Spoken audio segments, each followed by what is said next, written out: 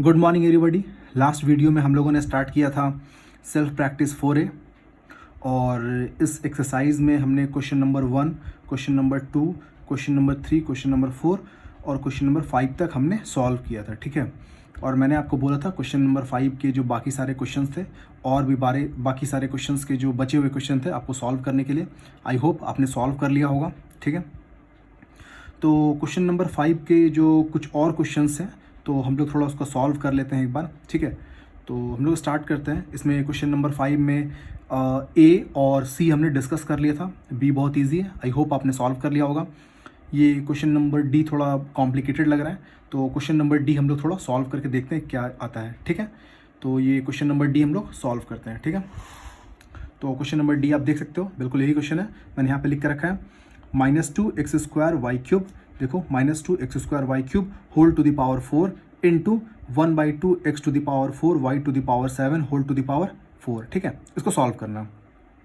तो अब देखो इस ब्रैकेट के अंदर में -2x² y³ ये तीन अलग अलग पार्ट है, ठीक है, तीन अलग अलग पार्ट है। तो इन तीनों पार्ट्स का जो आप देखोगे पावर कितना है, 4 है। तो 4 में क्या करूँगा, इन तीनों को मैं सेपरेटली पावर 4 प्रोवाइड करता हूँ।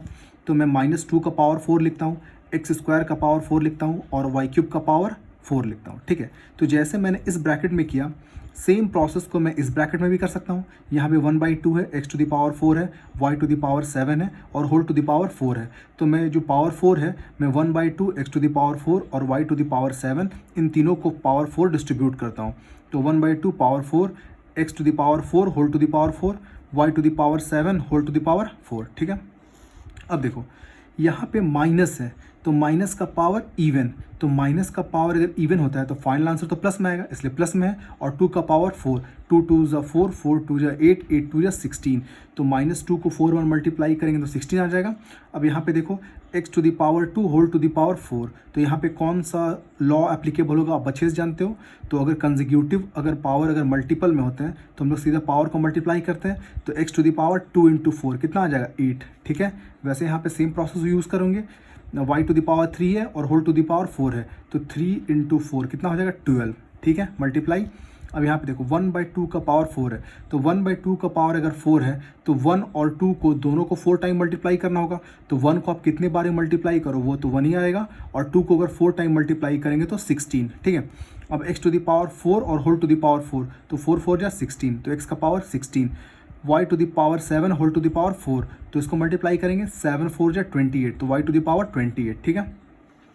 अब देखो ये 16 x⁴ 8 y⁴ 12 into x into x⁴ 16 into y⁴ 28 और ये बाय 16, ठीक है। ये देखो अब देखो कि यहाँ पे मल्टीप्लिकेशन है, तो मल्टीप्लिकेशन में ये 16 और ये 16 बहुत इजी से कैंसिल हो जाएगा, ठीक है। और ये दोनों टर्म किस में आ जाएंगे, मल्टीप्लाई में। x⁴ 8 अब देख सकते हो यहाँ पे x⁴ 8 y⁴ 12 into x⁴ 16 y⁴ 28, ये सारे आपको किस में है, बिल्कुल मल्टीप्लिकेशन में है।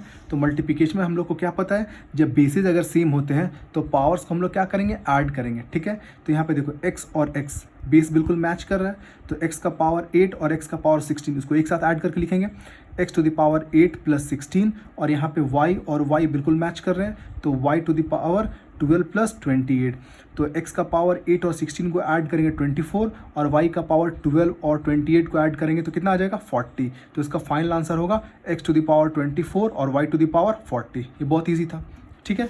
वैसे हम लोग इसका एक और क्वेश्चन को देख लेते हैं। ये इसका क्वेश्चन नंबर जो F है, देखो आप यहाँ पे 5⁴ - 7⁴ ब्रैकेट में इंटू 35⁴, ठीक है। इसको हम लोग सॉल्व करते हैं। तो आप देखो इसको मैंने यहाँ पे लिखा है 5⁴ - 7⁴ इंटू 35⁴। अब यहाँ पे याद करो ये जो लॉ ऑफ एक्सपोनेंट मैंने बताया था कि कोई भी चाहे वो कांस्टेंट हो या वेरिएबल हो, जहाँ आपको पावर 0 दिखता है सीधा उसका वैल्यू 1। तो 5⁴ मतलब 1 -7⁴ मतलब 1 ब्रैकेट क्लोज इंटू 35⁴ मतलब 1, ठीक है। 1 में 1 को सब्ट्रैक्ट करोगे तो 0 इंटू 1 दैट इक्वल्स टू 0। तो इसका आंसर कितना आ रहा है, 0।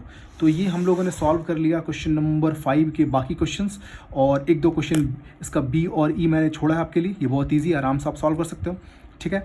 अब आता है ये question number 6। Question number 6, find the value of x in each cases.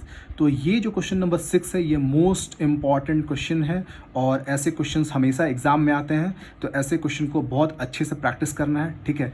तो ये जो क्वेश्चन है जिसमें हमको x का वैल्यू फाइंड करना है, तो इसके पीछे पहले बेसिक कंसेप्ट क्या होता है पहले मैं ये डिस्कस करता हूँ, फिर मैं बताऊँगा कि ये सारे क्वेश्चन को हम लोग सॉल्व कैसे करते हैं, ठीक है। देखो ये आपको पता है ये क्या है, ये इक्वल टू का साइन है। अब इक्वल टू का साइन का मतलब होता है कि इधर होता है आपके लिए LHS लेफ्ट हैंड साइड और इधर होता है RHS राइट हैंड साइड, ठीक है। तो इक्वल टू का जब साइन है मतलब LHS और RHS बिल्कुल इक्वल होंगे, ठीक है। अगर मैं यहाँ पे 5 लिखता हूँ LHS साइड में, तो RHS में भी मेरे को यहाँ पे बॉक्स है, तो यहाँ पे क्या फिल करना होगा, तो 5 का वैल्यू बिल्कुल 5 ही हो सकता है। ये कभी भी आपके लिए 4.9 नहीं हो सकता है, ये कभी भी ये 5.1 नहीं हो सकता है। 5 हमेशा 5 के ही इक्वल होगा, तो कभी भी वो 4.9 नहीं और 5.1 नहीं हो सकता है, ठीक है। तो ये सिंपल है। अब देखो ये पहला केस आप समझ रहे हो, सेकेंड केस को देखो। अगर मैं ऐसे लिखता हूँ x इज़ इक्वल्स टू 5, अगर x इक्वल टू मैंने 5 लिखा है तो इसका मतलब इस x का जो वैल्यू है वो कितना होगा, 5 होगा। ये तो बहुत ईजी है, ठीक है। अगर इसी को अगर मैं एक्सपोनेंट के फॉर्म में लिखना चाहता हूँ, अगर मैं एक्सपोनेंट के फॉर्म में अगर इक्वल टू यूज़ करना चाहता हूँ एक्सपोनेंट के फॉर्म में, तो अगर मैं यहाँ पे 2 टू द पावर 5 लिखूंगा तो मेरे को यहाँ पे लिखना पड़ेगा 2 टू द पावर 5, ठीक है। तो कभी भी अगर आप एक्सपोनेंट के फॉर्म में अगर नंबर्स को लिखते हो और बीच में अगर इक्वल टू का साइन होता है, तो ये मेरे लिए क्या है, बेस। तो आप देखो बेस बिल्कुल इक्वल है और ये मेरे लिए क्या है, पावर्स। तो कभी भी कोई भी दो नंबर्स अगर आप एक्सपोनेंट के फॉर्म में लिखते हो विथ इक्वल टू साइन, तो हमेशा बेसिस क्या होते हैं, इक्वल होते हैं, और पावर्स क्या होता है, इक्वल। मतलब बेस एंड पावर को क्या होना होगा, इक्वल। मतलब बेस और पावर को बिल्कुल इक्वल होना होगा, ठीक है। तो इसका कंसेप्ट क्या है, देखो अगर मैं यहाँ पे लिखता हूँ 2 टू द पावर 5 और यहाँ पे लिखता हूँ 2 टू द पावर x, ठीक है। तो अब देखो यहाँ पे ये दोनों बेसिस बिल्कुल मैच कर रहे हैं, 2 बिल्कुल मैच कर रहा है। तो जब बेसिस इक्वल है तो इसका मतलब पावर को भी इक्वल होना होगा। जब बेसिस इक्वल है तो पावर को भी इक्वल होना होगा। तो सीधा x का वैल्यू आपको कितना मिल रहा है, 5, यानी कि x का वैल्यू कितना आ गया, 5।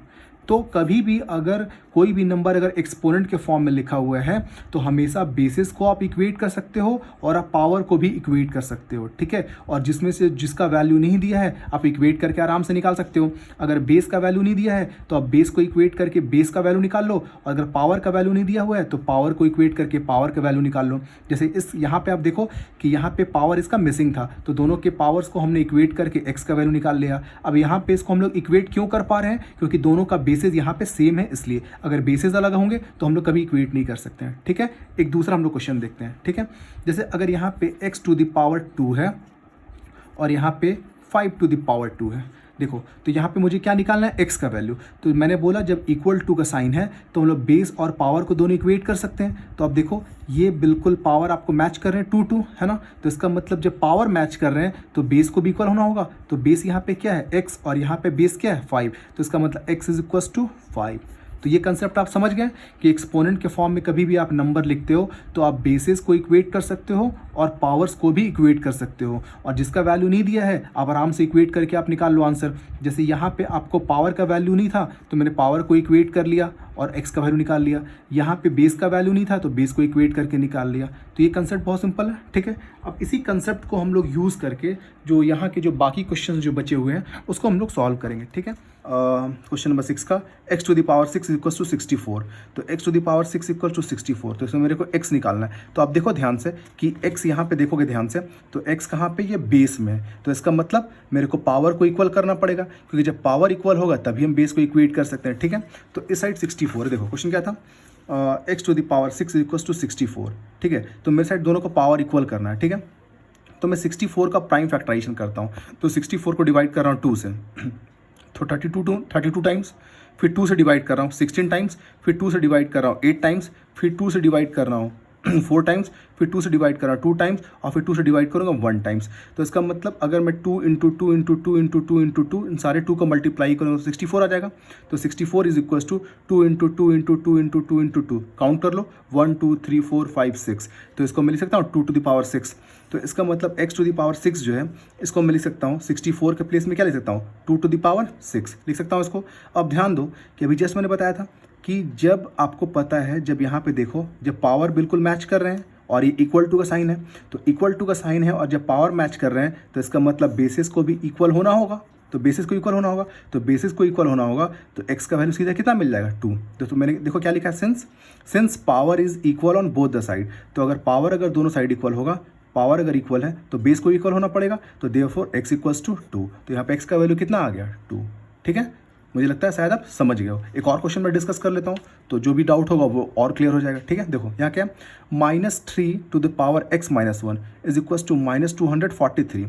तो -3 का पावर x माइनस 1 है और यहाँ पे 243 है। तो मैं क्या करता हूँ कि 243 को मैं बेस -3 में बनाता हूँ, मतलब 243 जो है इसको मैं एक्सपोनेंट के फॉर्म में लिखूंगा, मतलब पावर के फॉर्म में लिखूंगा और उसमें बेस को क्या रखूंगा -3। ठीक है, तो मैं ऐसा करता हूँ कि 243 को मैं 3 से डिवाइड करता हूँ। तो 243 को अगर -3 से डिवाइड करूंगा तो 81 टाइम्स में डिवाइड होगा। ठीक है, माइनस से माइनस डिवाइड कर रहा हूँ इसलिए इसका आंसर प्लस में आया। ठीक है, फिर -3 से फिर डिवाइड कर रहा हूँ तो फिर -27, क्योंकि माइनस से अगर एक प्लस को डिवाइड करोगे तो माइनस में आंसर आता है। ये सारी चीज़ें मैंने पहले के वीडियो में डिस्कस किया था। ठीक है, फिर से बता रहा हूँ, -3 को डिवाइड करें 27 से तो +9, फिर -3 को डिवाइड कर रहे हैं 3 से तो -3, और -3 से -3 को डिवाइड कर रहे हैं 1। तो -200 जो 43 है उसको मैं लिख सकता हूँ 1 2 3 4 5। तो -3 इंटू -3 इंटू -3 इंटू -3 कितने बार 5 टाइम्स, तो उसको मैं लिख सकता हूँ -3 का पावर 5। तो इसका मतलब इधर देखो क्या था, -3x minus 1 is equal to, इसको मैं क्या लिख सकता हूँ -3 का पावर 5। तो आप देखो मैंने दोनों साइड जो बेसेस है उसको बिल्कुल इक्वल कर दिया। तो जब बेसेस इक्वल है तो इसका मतलब 100% पावर को भी इक्वल होना होगा, जस्ट मैंने आपको बताया अभी।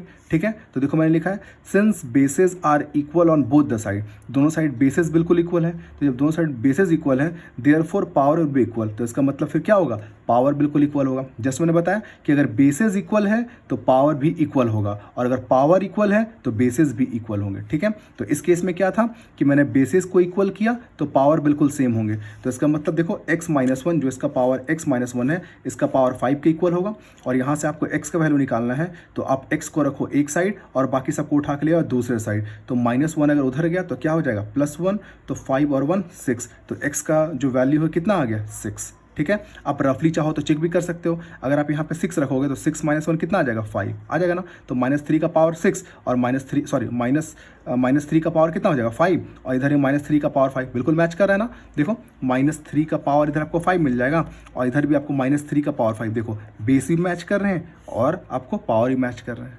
ठीक है, तो ये सारे क्वेश्चंस जो है मैंने डिस्कस किए आपके जस्ट अभी बुक से। ठीक है, और बाकी के जो क्वेश्चंस जो इसके हैं ये सेल्फ प्रैक्टिस 4C नहीं 4B।